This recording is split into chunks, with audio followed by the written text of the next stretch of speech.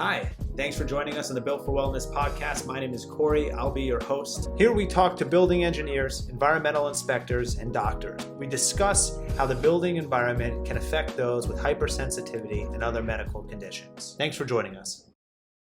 I've got Brian here. Brian is the co-founder of We Inspect, also the creator and founder of Mold Masterclass. Brian's been in the indoor environmental inspection industry for, Brian, how long now has it been? I feel like it's been forever. It's a little over 5 years now at this point. Wow. Yeah. And not only have you been in the industry, but you really specialize in working with a particular type of people, correct?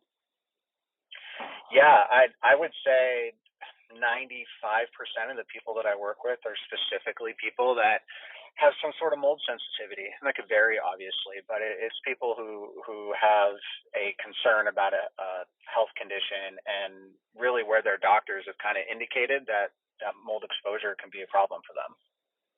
Wow, that's amazing. And, not to dive too much into this, but how did you get onto that side of the business?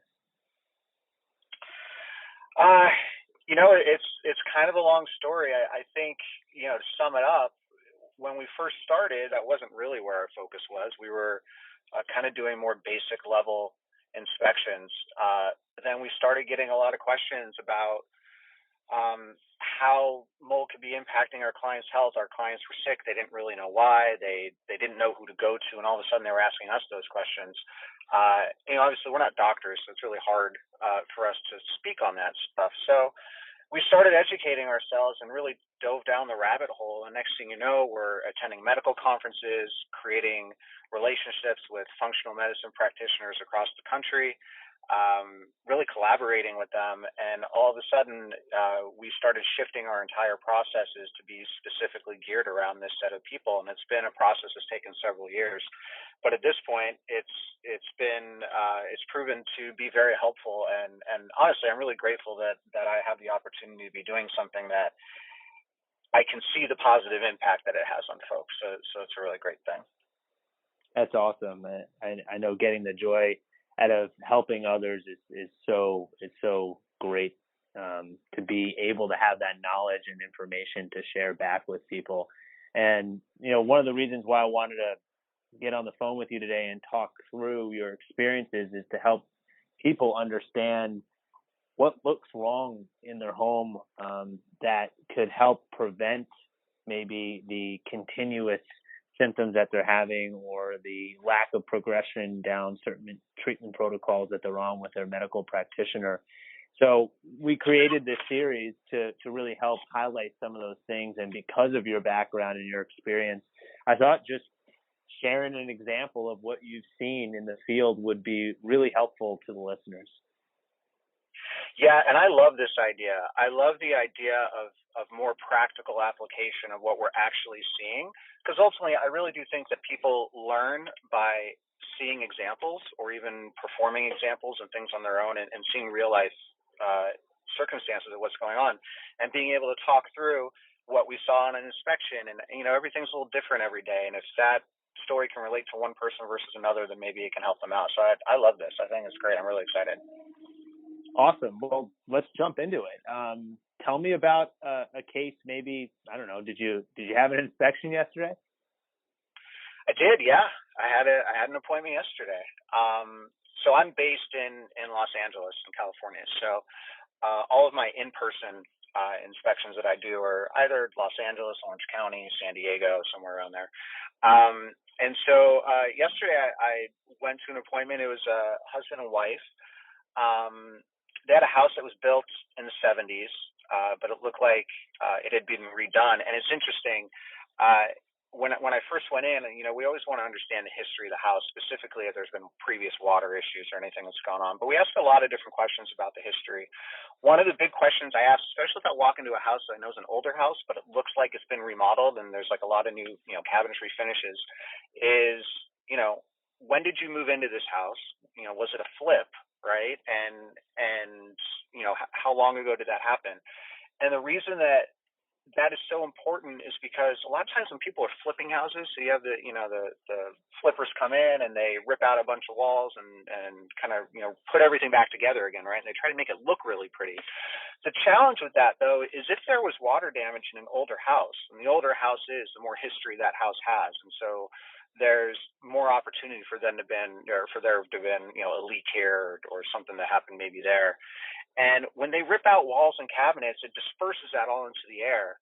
But then when they put new walls and new cabinetry in, it takes away all the visual indicators that there might have been a previous water issue. And so it can make it hard to really try to pinpoint locations of source areas of problem. But when they do that demo and it spreads everything around the house, if there was mold behind those areas, if there was mycotoxins or endotoxins behind those areas, they get dispersed into the house. But no one ever cleans them appropriately to extract it out when it's done. So you basically created this big explosion of microbial contamination throughout the house, and then it just settles everywhere. You move into the house, it looks really pretty, but all of a sudden you're getting exposures to these things that were there historically, and the visual indicators are so minimal. So it's difficult. I imagine, too, that not only from a biotoxin exposure, but you're also dealing with the off-gassing of all these brand new building materials. And with the clientele that we're talking about here, these individuals, they have hypersensitivity. So the off-gassing of VOCs has got to be a major concern when you're taking a look at these projects. It is. Anything that's either a new construction or some sort of remodel like that, we definitely always bring up VOC and formaldehyde testing in addition to obviously trying to figure out what the mold or toxin situation is in the house. And it's just to what you said. It's really common as somebody's mold burden or toxic burden increases in their body that they all of a sudden develop additional hypersensitivities to other environmental elements that may not have been there. So just what you were saying, new building materials means new paint, new adhesives, new glues, new cabinetry, which is wood material, and all that stuff can be off-gassing things. And if people are down the road of hypersensitivity where they're starting to develop that type of reaction too, then it's something that we could also pinpoint and identify and then give some recommendations on how we can limit some of that within the house. Yeah, that's great. So going back to taking that history, so it looked like it was a flip or was it not a flip? What was the actual story there? Well, so the story was that these clients had moved in last year. So whether it was a quote flip or somebody just renovated, in my mind is kind of the same thing. We know that there was a lot of work that was done before they moved in. So that was the first thing. The other thing, though, is that there was a slab leak that happened just like a month ago in the house. So the house is built on a concrete slab. They had plumbing that ran under throughout the slab, and the water heater pipe broke and basically created a water issue throughout. Honestly, it's probably like 60% of the house. It started in a bedroom, worked out of a hallway, hit a bathroom, a laundry room, moved into the kitchen. So it was a pretty big impact. And they had a water restoration crew in to dry everything. They cut open walls. They removed some things. The thing they didn't remove was any of the cabinetry that was along the path. And this is not super uncommon. Whenever something like this happens, these restoration crews don't want to do a bunch of damage to your house because it increases the cost, and they want to make sure they're getting the job, so that their business is its volume is making sure that they actually land the job. And when you start pitching removing cabinetry and maybe some other more expensive items, the cost goes up, and then it might deter clients from working with them. So they just don't even mention it, right? And it happens a lot. And so part of this inspection was them walking me through the areas where the slab leak had impacted. And sure enough, there's cabinetry along the path. And literally all I did was pull out the drawers in the cabinetry. A lot of times the cabinets, if you pull out the drawers, you could see the underside of the cabinets. I pulled out the drawers across 3 different cabinetry sets, and there was a bunch of water damage that soaked up into all the cabinetry along all those ways. So the drying process wasn't as thorough and comprehensive as it needed to be, and the removal process of the water damaged materials didn't happen the way that it should have either. So it looked to me that there was some residual impact in there. So you find, I guess, from a historical perspective, this part of the the process. Did you find anything new? Did you investigate the whole home? Yeah, so we definitely did the whole home, and just the reason that we came out there was not because of the slab leak, but it was because the wife of the couple had just started seeing a functional medicine doctor. She had just done clinical mycotoxin testing in her body and some other tests, and so the doctor said that there was a suspicion of mold exposure, and then recommended us. So that was the history of why we went out. So if that's ever the history, we don't only want to focus on one spot, because we want to understand the whole setup of the house in terms of what is there from a contamination perspective, how it's moving around the house. So because of that reasoning for the phone call in the first place into us, I definitely looked through the whole rest of the house. And there were some other things that were going on too.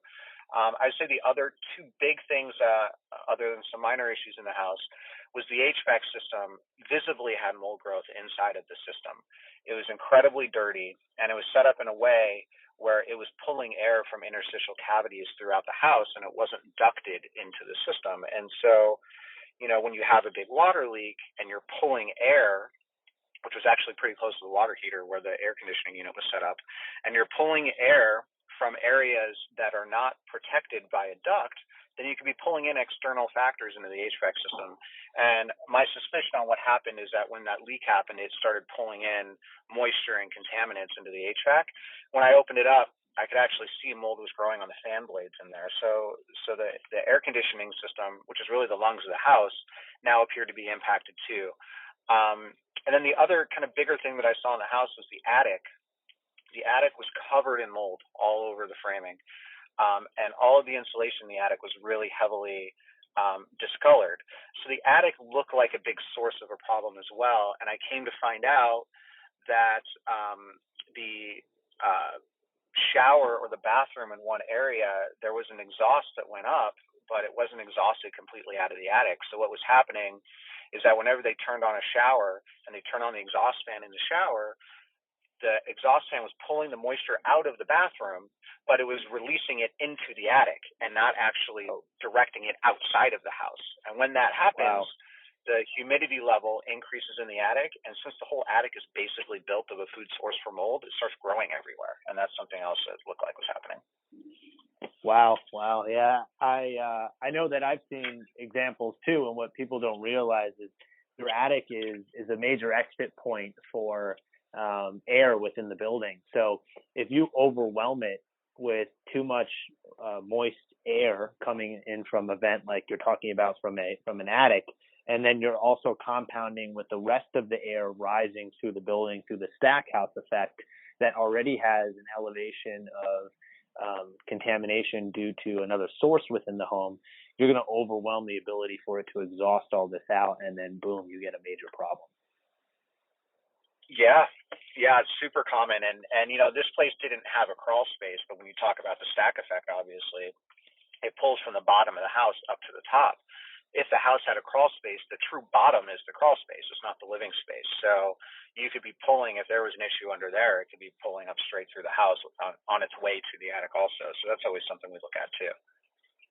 Now, can we talk a little bit about this particular situation? Because I talk to a lot of clients who, when they're interviewing, so to speak, consultancies to bring in, they've been really misled down a path many times by individuals who don't understand building science that well, it's in the attic.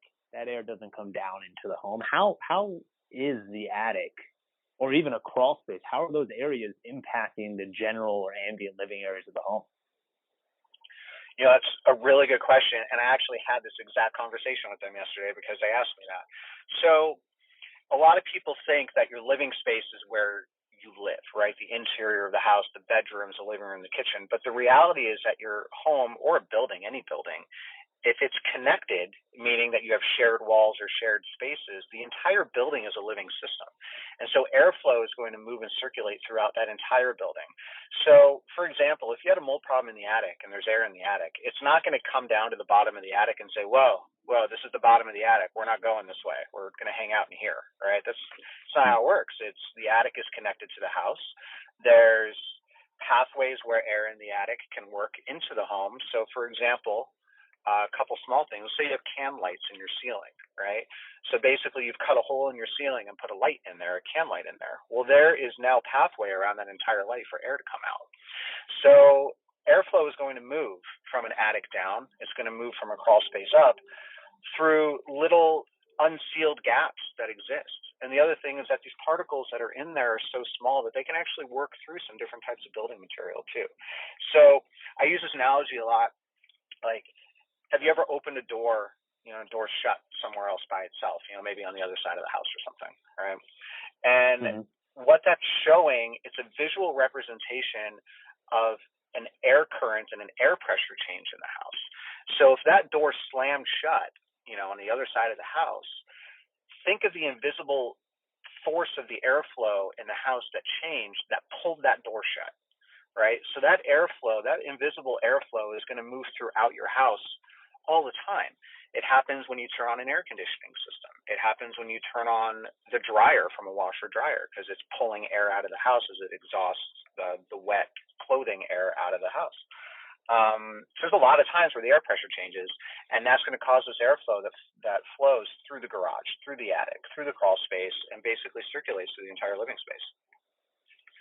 Yeah, so that's how you're going to get these influences from the unknown areas, right? Because so many times we'll get people who call, particularly people that haven't been feeling well, and they keep an immaculate home, right? There's nothing visible. I know in this particular case, you had a historical event that had happened, but many times there's not one. And it's these interstitial or non-living areas that are keeping the home sick.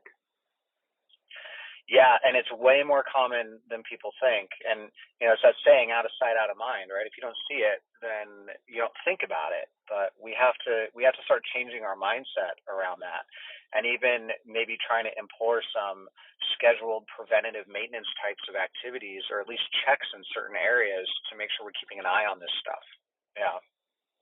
Yeah, it's very important. So getting back to this particular case, what was the next steps? You found all these issues.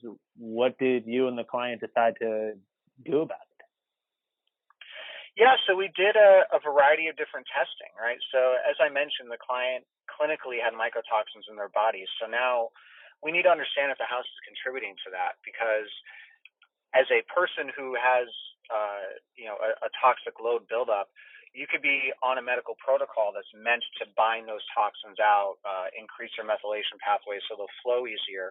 But if you're getting a constant re-exposure all the time, that exposure is going to end up winning, because you can't just keep trying to eliminate and put a Band-Aid on a problem when you're being exposed over and over and over again. So we want to definitely understand if there are mycotoxins in the house, and with that, to understand if there's been a mold component, obviously, that's spreading throughout the house as well. So two different pieces.